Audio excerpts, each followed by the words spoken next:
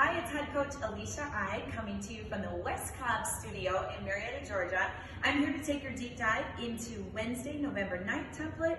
We do that template again on Friday, November 25th. This is a unique template because it's our group power walking day on the treadmills. On the rowers, we've got builds that are kind of timed up with those treadmills, and then we head to the weight floor. It's back to back, as heavy as possible on that second round. So your job is to head into the lobby and sell the benefits of power walking. For joggers and runners who are normally joggers or runners, you're going to want to sell that cross-training idea and sell the idea that you're utilizing weaker muscles, underused muscles that you don't always use, ultimately making your training that much better. Time to level up. Come in strong in that lobby, sell those benefits, and get ready to launch into that heart rate response training on the treadmill. Really utilize that OT beat screen and low impact on the treadmills. The 2G, 2 identical 11-minute blocks in timing. Walking recoveries are always at a minute, but we've got 3 separate 3-minute power walking hills. The incline comes down every 45 seconds in the 2G.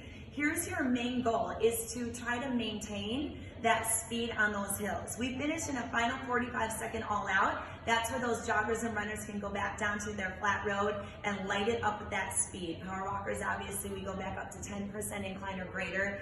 Everybody focusing on speed on that final all out. Your goal as a coach is to draw attention to their heart rate response, especially those joggers and runners that don't normally power walk. It's your job to sell the benefit and shout them out. Give those personal shout outs over the mic.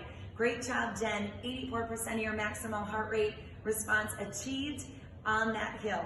Things like that are really gonna sell, and we're gonna utilize our technology, obviously. With those final all outs, see if they can maintain or maximize from block to block. Be ready with options and lifelines. These inclines are aggressive, so remember, their goal today is to hold that incline, get as close to it as they can, but they can reduce that speed. They've got a good barrier there to really adjust. Again, bike and strider, don't forget to coach them. They will be releasing a gear every other round. They're starting aggressive with those gears. Your job as a coach is to peek up there at their RPMs, know their watts, and coach them. Coach the feeling, make sure you're really checking in with everybody and tagging them in those personal shout outs on mic. Great opportunities during this template to really focus on biomechanics, especially for those that don't normally power walk. Really pay attention to how their arms are driving. We always like to say, act like you're holding swords in your hands. Let those swords clear your body. For bikes and striders today, know your members, know their base gear, know their RPMs. Today we're attacking aggressive inclines, so they're starting with an aggressive gear. Every other round, they'll release a gear. And so your job is to be laser focused on their RPMs and their watts. If they're not able to hold, let's say above 65 RPMs on that strider, your job is to tell, hey Pam, release one gear, let's get those RPMs up. Just like on the treadmills, those inclines are coming down. Maybe you're encouraging or asking, add some speed at that 0.1 miles per hour. Look at your RPMs on your bike and your strider and say, hey Pam, let's go another 2 to 3 RPMs.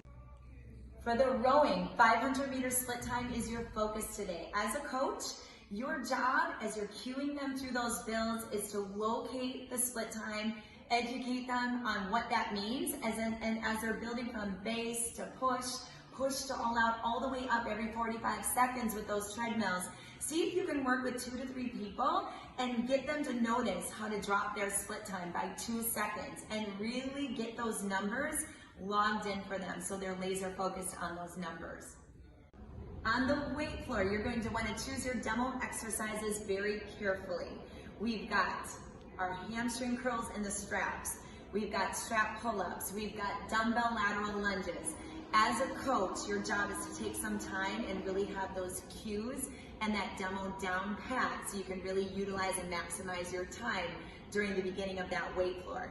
I would say choose a lot of time knowing how to get them in and out of straps and be ready with your dumbbell hip bridge option. Just know that you're going to be on the weight floor. A lot of that coaching is going to be off mic. For example, the plank pull through. Send your hips down to my hand as you're pulling through. Give them a target point. Main differences in the 3G, we've got 4-minute blocks. Every minute that incline is coming down. So same type of cueing, same type of coaching. The main difference is going to be the row block. You guys have a 600-meter base row, and then you've got work and active recovery, where it's a 300-meter push row with some exercises off the rower. So be ready to really coach them through and recognize that that base row should look and feel different than their push row. And of course, as a coach, you are locating everything on their OT Connect and having those personal on and off mic touches to really make that row block effective. Overall, remember, group power walking, great way to build the posterior chain and cross train. So you guys are going to want to sell that. Pay attention to how your energy builds throughout the block. Utilize your voice. Not everything should be up here. So kind of build as that incline comes down and you're encouraging them to add more energy in the room.